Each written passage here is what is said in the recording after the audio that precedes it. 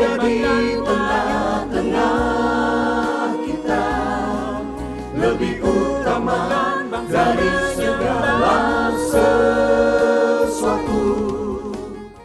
Menasihati sesama saudara. Apabila saudaramu berbuat dosa, tegurlah dia di bawah 4 mata. Jika ia mendengarkan nasihatmu, engkau telah mendapatnya kembali.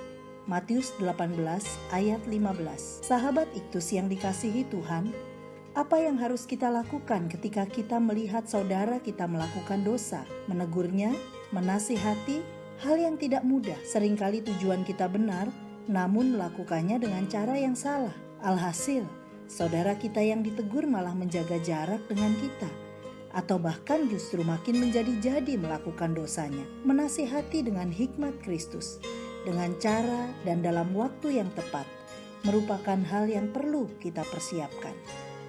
Injil Matius 18 ayat 1-35 merupakan percakapan Tuhan Yesus secara pribadi dengan para muridnya.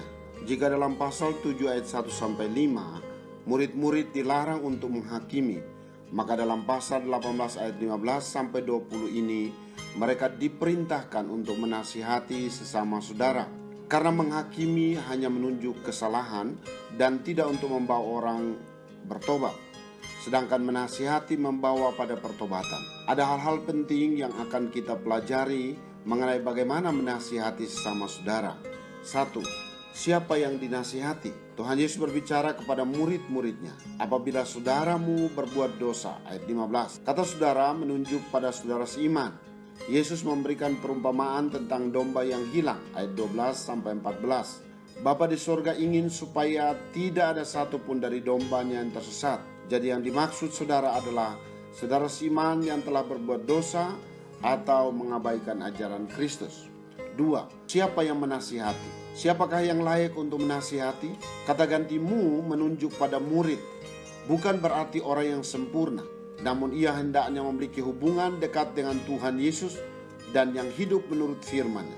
Dengan kata lain, orang-orang yang memiliki kerohanian yang baik. Saudara-saudara, kalaupun seorang kedapatan melakukan suatu pelanggaran, maka kamu yang rohani harus memimpin orang itu ke jalan yang benar dalam roh lemah lembut, sambil menjaga dirimu sendiri, supaya kamu jangan juga kena pencobaan. Galatia 6 ayat 1. 3. Tujuan menasihati. Ketika ada seseorang yang menghakimi saudaranya, tujuannya jelas, yaitu untuk menunjukkan kesalahan. Namun berbeda dengan tujuan menasihati, yaitu untuk memenangkan orang tersebut, atau dikatakan, jika ia mendengarkan nasihatmu, engkau telah mendapatnya kembali. Ayat 15b. Jadi tujuan menasihati saudara supaya ia dapat dibawa kembali kepada Tuhan, bukan untuk dipermalukan. Barang siapa membuat orang berdosa berbalik dari jalannya yang sesat, ia akan menyelamatkan jiwa orang itu dari maut dan menutupi banyak dosa. Yakobus 5 ayat 20.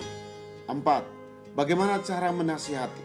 Pada ayat 16 dan 17 ada 4 tahapan yang diberikan oleh Tuhan Yesus untuk menasihati sesama saudara. Pertama, 4 mata. Seorang pasti merasa malu jika langsung ditegur di depan umum. Karena itu, tegurlah mereka selagi masih bisa dinasihati secara pribadi. Dan jika ia mau mendengarkan, maka ia harus diampuni. Kedua, dengan membawa 2 atau 3 orang saksi. Karena dengan membawa 2 atau 3 orang saksi, suatu perkara menjadi sah dan jelas.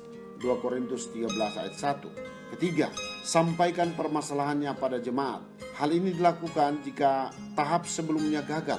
Bukti-bukti pelanggaran harus diserahkan pada persekutuan orang percaya atau jemaat secara terbuka. Keempat, dipandang sebagai orang yang tidak mengenal Allah. Jika teguran atau nasihat tahap 1-3 tidak didengarnya, maka orang yang demikian harus dipandang sebagai orang yang tidak mengenal Allah, atau disamakan dengan para pemungut cukai yang tidak layak untuk datang kepada Tuhan di bait Allah. Inilah yang disebut dengan disiplin atau siasat gereja. 5. Hasil dari menasihati. Ada 2 hal yang diperoleh jika seorang saudara mau mendengarkan nasihat saudaranya yang lain. Ayat 19 dan 20. Pertama, jawaban Tuhan atas setiap doa yang dinaikkan. Karena baik saudara yang dinasihati maupun yang menasihati telah mencapai kata sepakat, artinya sehati, sepikir, tidak ada dosa yang disembunyikan. Kedua, kehadiran Tuhan dalam persekutuan. Bagi orang yang dinasihati dan yang menasihati akan merasakan kehadiran Tuhan dalam persekutuan. Persekutuan akan terasa indah kalau anggota persekutuan bersedia menasihati dan dinasihati. Sahabat Iktus, jika kita melihat pelanggaran terhadap firman Tuhan telah dilakukan oleh saudara kita, hal yang paling berbahaya adalah jika kita mengambil sikap diam karena kompromi atau mencari aman. Dan yang menyedihkan adalah bila kita hanya membicarakannya di belakang saudara kita. Sikap yang benar adalah mengambil waktu mendoakannya dan menegur atau menasihati saudara kita itu dengan kata-kata hikmat yang didasari kebenaran firman Tuhan. Bila saya berada dalam posisi domba yang sesat, maka saya tidak mau mengeraskan hati ketika mendengar nasihat atau teguran dari sahabat yang mengasihi saya. Saya melihat sahabat saya sebagai alat Tuhan untuk membawa saya kembali kepadanya. Dan bila saya melihat dosa di depan mata saya, itu berarti Tuhan mau memakai saya menjadi alatnya. Saya tidak boleh diam dan kompromi dengan dosa atau mencari aman sendiri.